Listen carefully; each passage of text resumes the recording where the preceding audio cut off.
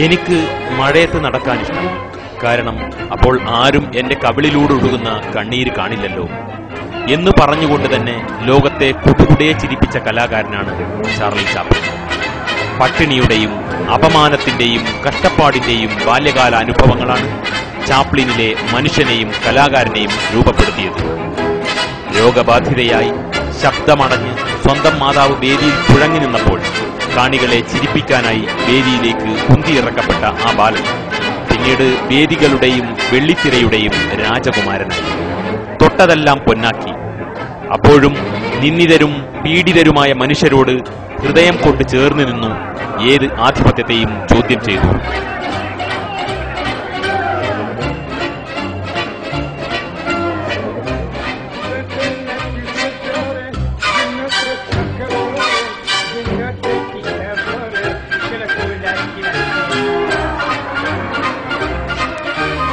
Charles Spencer Chaplin 1889 April 16 ലണ്ടനിൽ ജനിച്ചു.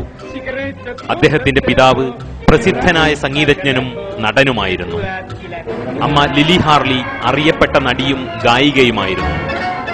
പിതാവിന്റെ അകാല മരണവും അമ്മയുടെ രോഗവും ബാല്യത്തിൽ തന്നെ സ്വന്തം ജീവിതമാർഗം തേടി ഒരു നാടക കമ്പനിയിൽ ചാർലിയെ എത്തിച്ചു.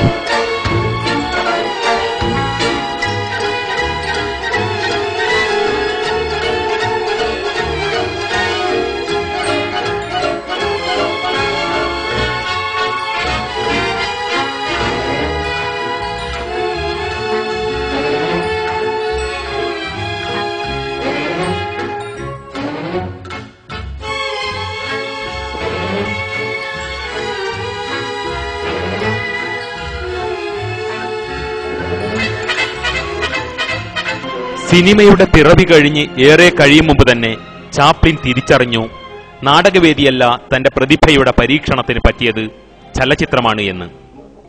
1918 നിർമ്മിച്ച എ ഡോഗ്സ് ലൈഫ് ആണ് ചാപ്ലിന്റെ ആദ്യ സിനിമ.